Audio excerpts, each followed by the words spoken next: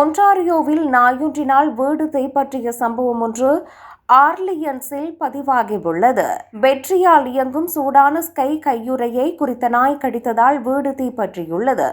அந்த நேரத்தில் வீட்டு உரிமையாளர் சம்பவ இடத்தில் இல்லாத போதிலும் பாதுகாப்பு கேமரா மூலம் தீ விபத்தை கண்டறிந்தார். இதனையடுத்து சம்பவ தினத்தன்று காலை 9:07 மணிக்கு ஒட்டாவா தீயணைப்பு சேவைக்கு தீப்பரவல் தொடர்பான அழைப்பு வந்தது.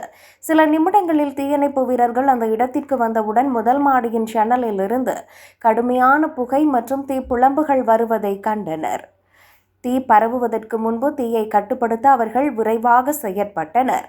அத்துடன் தீயை அணைக்கும் போது தீயணைப்பு வீரர்கள் வீட்டிற்குள் இருந்த நாயையும் மீட்டனர்.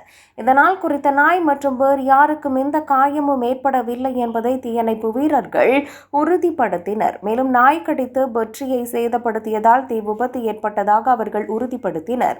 அந்த பேட்டரியில் லித்தியம் அயன் இருந்தது எனவும் அவை சேதமடைந்தால் பாரிய ஆபத்தை ஏற்படுத்தும் எனவும் தெரிவிக்கப்பட்டுள்ளது.